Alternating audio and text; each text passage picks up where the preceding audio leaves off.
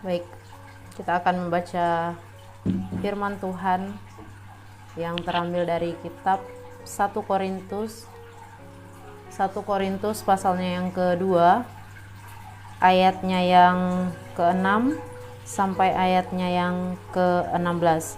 Kita akan membaca secara bergantian.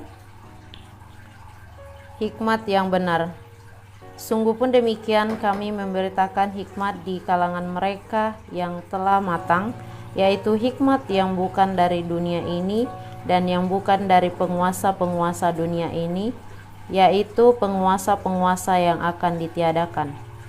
Tetapi yang kami beritakan ialah hikmat Allah yang tersembunyi dan rahasia, yang sebelum dunia dijadikan telah disediakan Allah bagi kemuliaan kita.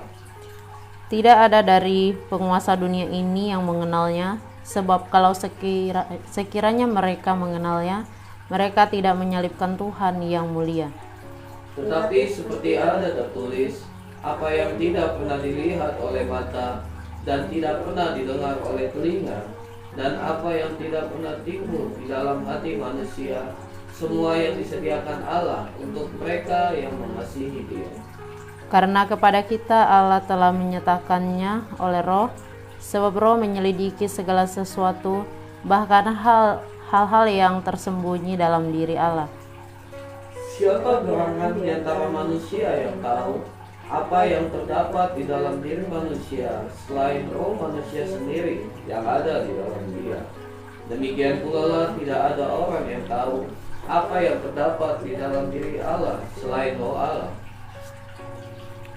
Kita tidak menerima roh dunia, tetapi roh yang berasal dari Allah, supaya kita tahu apa yang dikaruniakan Allah kepada kita. Dan karena kami menafsirkan hal-hal rohani kepada mereka yang mempunyai roh, kami berkata-kata tentang karunia-karunia Allah dengan perkataan yang bukan diajarkan kepada kami oleh hikmat manusia, tetapi oleh roh. Tetapi manusia dunia tidak menerima apa yang berasal dari roh Allah, karena hal itu baginya adalah suatu kebodohan, dan ia tidak dapat memahaminya, sebab hal itu hanya dapat dinilai secara rohani. Tetapi manusia rohani menilai segala sesuatu, tetapi ia sendiri tidak dinilai oleh orang lain.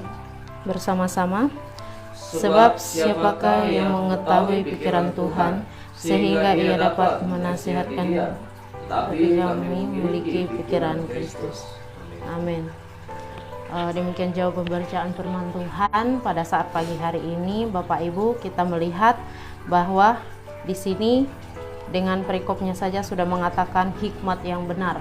Berarti cara membedakan mana hikmat yang dari Allah dan mana hikmat yang dari manusia. Hikmat manusia mungkin saja terdengar indah, tetapi belum tentu hikmat itu akan mengarahkan orang pada Kristus dan karya salibnya. Itu sebabnya Paulus dalam nas sebelumnya mengkritik kesukaan jemaat Korintus akan hikmat yang diajarkan manusia.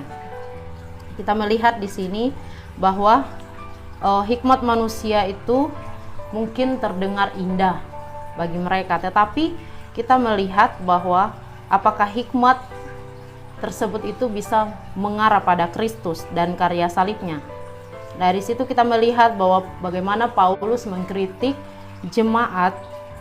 kesukaan jemaat Korintus akan hikmat yang diajarkan oleh manusia. Nah, Bapak Ibu, meski demikian bukan berarti berita Injil yang disampaikan oleh Paulus itu tidak mengandung hikmat sama sekali. Namun hikmat itu dikatakan secara tersembunyi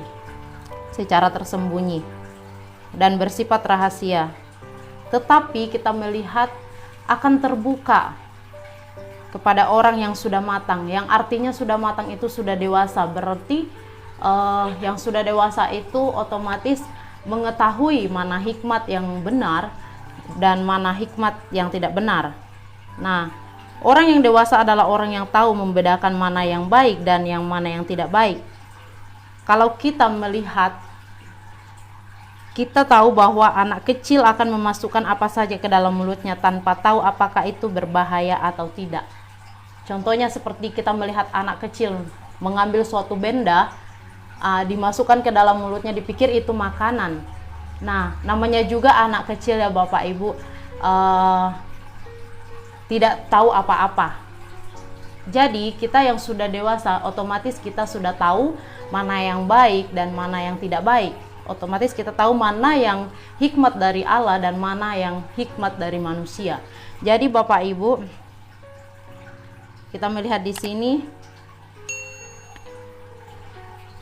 Jadi orang yang matang yang dimaksud Paulus adalah orang yang tahu membedakan manakah hikmat yang dari Allah dan mana yang bukan. Sudah jelas sekali dikatakan Paulus,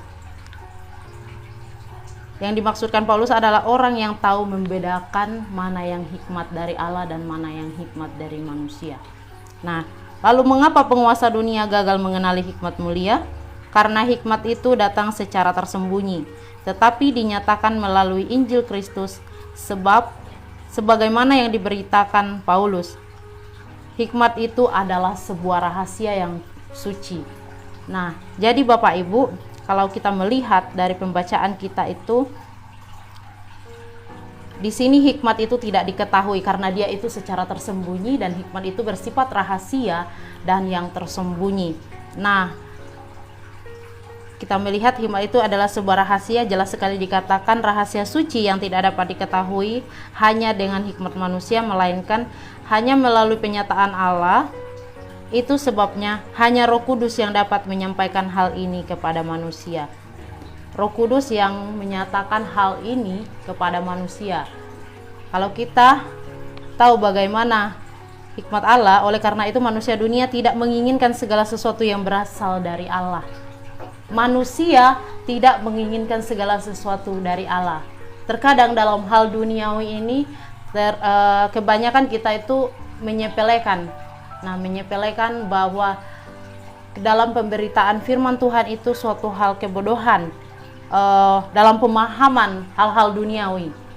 Di Alkitab sudah mengatakan bahwa jemaat Korintus ini terlalu menyepelekan bahwa kebenaran firman itu mereka menganggap suatu kebodohan. Kita melihat oleh karena manusia dunia tidak menginginkan segala sesuatu yang berasal dari Allah, karena dianggap sebagai suatu kebodohan, maka manusia tidak dapat memahami segala sesuatu yang dari Allah.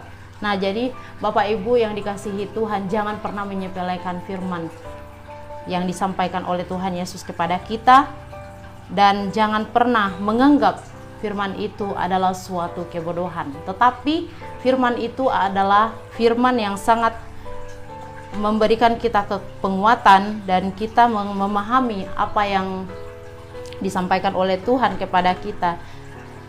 Jadi jangan seperti di jemaat Korintus ini yang selalu menganggap kebenaran firman Tuhan ini adalah suatu hal kebodohan karena mereka tidak mau memahami apa yang disampaikan oleh Tuhan. Roh Kudus yang selalu memimpin kita, Roh Kudus yang selalu menyertai kita, Roh Kudus tahu apa yang kita lakukan. Kita melihat di sini, percuma saja mengharapkan manusia dunia dapat memahami dan menghargai hal-hal yang bersifat rohani. Terkadang kita secara dunia lebih mentok kepada hal-hal dunia dibanding secara hal rohani. Dalam hal duniawi ini kebanyakan orang, kita sebagai manusia memang kita tidak luput dari kesalahan. Dalam hal dunia kita menyepelekan segala sesuatu. Dalam hal dunia kita menganggap segala sesuatunya itu gampang. Dan kita sebagai manusia itu jangan pernah menyombongkan diri, jangan pernah membanggakan diri bahwa kalau misalnya kita sudah memahami mana yang hikmat yang benar dan yang tidak benar. Nah, seperti yang dikatakan pada ayat tersebut ini, berarti kalau kita sudah dewasa, otomatis kita sudah mengetahui mana hikmat yang benar dan mana hikmat yang tidak benar. Jadi Bapak Ibu, kita tahu hikmat dari Allah itu bagaimana dan hikmat dari manusia itu bagaimana. Namun sayangnya masih ada orang Kristen yang berpikir seperti manusia duniawi. Orang-orang semacam ini menolak hal-hal yang bersifat rohani dan hidup hanya dalam perspektif kekinian. Nah, kita melihat masih ada orang Kristen yang berpikir seperti manusia duniawi. Sekalipun dia percaya kepada Tuhan Yesus, tetapi masih ada dalam dirinya keinginan dagingnya itu yang menolak bersifat rohani. Nah, kita tahu orang dunia sama orang yang sudah percaya kepada Tuhan Yesus itu kita bisa membedakan. Orang yang semacam ini menolak hal-hal yang bersifat rohani. Nah, jadi Bapak Ibu, dalam hal-hal rohani itu kalau kita lebih mentok kepada hal-hal dunia, otomatis kita dalam hal-hal rohani itu terkadang bisa saja kita menolak hal-hal rohani, baik dalam pemberitaan Injil, bahkan Injil yang kita dapatkan itu otomatis dalam diri kita tidak tahu, hanya Tuhan yang tahu apakah kita menolak pemberitaan Injil itu atau tidak.